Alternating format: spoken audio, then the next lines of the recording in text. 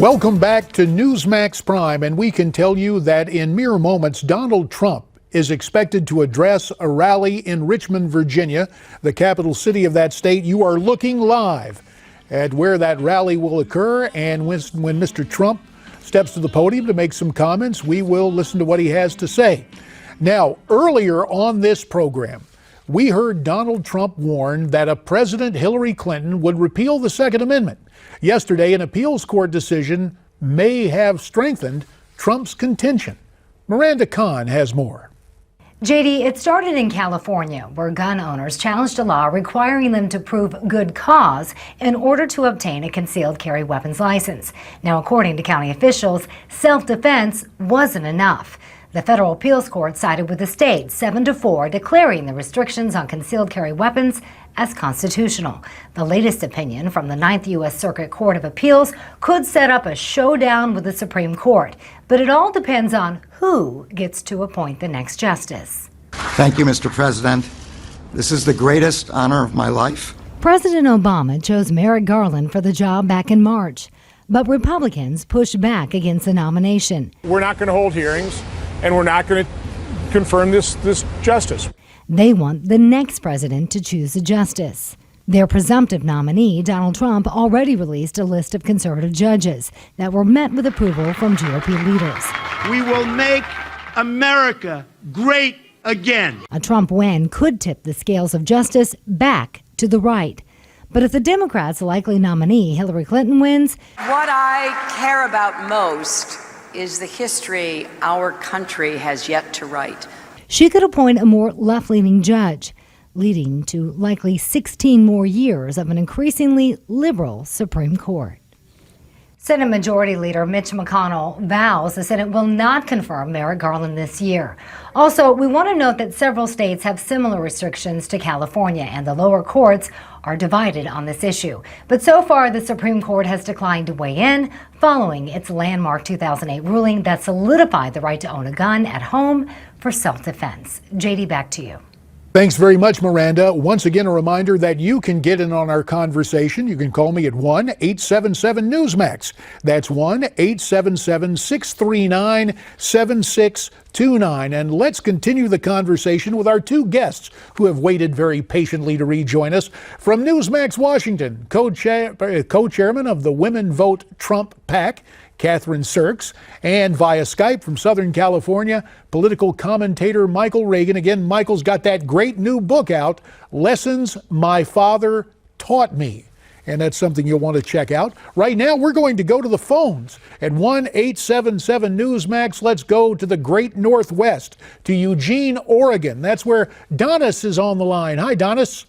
Hi, thank you so much for taking my call, and I want to thank Kathryn and Mr. Reagan as well. In fact, Mr. Reagan probably knew my uncle Hugh O'Brien, who played Wyatt Earp on TV in the 50s and 60s. Oh, yeah, I even knew Hugh O'Brien, that great program, the Hugh O'Brien Youth Foundation, Hobie. Yes. They would come to Washington. Both co-founded Hobie together, and of course, as you know, they were both Marines, and I went into the Army and served for 41 years, as did my husband. We both just retired. Oh. Wow. Thank you for your service. I was in the same office building as Hugh was with his foundation, and we saw each other on a regular basis. Great guy, great man. Well, he's 90 years old now, and he's still living there in Benedict Canyon, and he's still, full of you-know-what and vinegar. I'm just trying to figure out what you're doing in Eugene, Oregon. Well, I left California, Kathryn, because I decided that I could not take the politics that were down there, and I'm sick and tired of being told that because I'm a woman, I have to vote for a woman president that I cannot believe in just because she has those female body parts. I'm not a women's libber, but at the same time, my 41 years in the military taught me that you can be feminine and serve in the armed forces and still keep your femininity. And when Hillary's saying we should not be trying to make America great again, that meaning that Trump means to go backwards. He doesn't mean that. He means we can be as good as I remember when I grew up in the 50s and 60s and 70s. We can be even better than that, and I think you know what I mean. And one of the things I would like to ask all three of you, please, to be able to stress is during the Obama administration and the Clinton administration, which I had to serve under both of those as my commanders-in-chief, so to speak, is many of the sailors and the Marines on the aircraft carriers and the submarines are saying that when they do their votes in September, October, and November, that their votes are being kept on pallets in the hulls of the aircraft carriers, in the bottom of those aircraft carriers, and those pallets with those votes are not being allowed to go to shore to be counted. We need to make sure that either Trump and his campaign people or someone here in the United States allows the votes of the Marines and sailors living on those floating cities out at sea for 6 to 8 months at a time. And you make such a great point. Airlifted off Absolutely. those pallets before voting Now, day. Donis, you asked us about it. Amen. I can tell you what happened ironically in 2000. We went to the floor of the Congress, the late, great Floyd Spence, at that time chairman of the House Armed Services Committee. We passed specific legislation to make sure that was done, but we remember who was in the White House at that point in time. Maybe this would be a good project for Speaker Ryan and for Senate Leader McConnell to get involved in, Michael Reagan. Seeing how I'm the only one in this conversation that is related to an aircraft carrier. That's true. I just thought I'd share that with you, and I just got off of the USS Ronald Reagan in Tokyo on March 15th. I will certainly follow up at least with the USS Ronald Reagan from my end of the building because I, as you might know, have a lot of contacts within the USS Ronald Reagan because of what we do through our Reagan Legacy Foundation .org foundation by offering scholarships to the men and women who serve aboard. Well, it is something. This is very typical of the women. This is very typical of the women who are supporting Donald Trump. I think, first of all, thank you for your military service. I come from the land of Seattle, so I kind of know what you're dealing with in Eugene. But I think that so many military people it's insulting to say the 41 years that you just spent in the military, and then for Hillary Clinton to say that our country isn't great. You've just spent your 41 years making it great. If I could jump in one moment. You know, this whole thing started with the Ninth Circuit Court of Appeals and their issue on guns. And I was thinking to myself when I read that, just what was it yesterday, the fact is they say, unless you can prove that you're in danger. Aren't we told every day that we're in danger? Ask the people in San Bernardino if they were in danger. Ask the people in New York if they were in danger. Ask the people at schools, UCLA, if they were in danger. You know, and they think they can solve danger by having have a guard at the school, but the guard at the school isn't armed, so a guard at the school without a weapon is nothing but a spectator.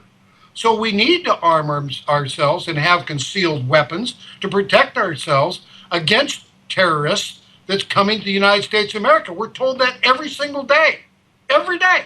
Valid point. Very valid point, Michael. Tell you what, let's get back to the phones.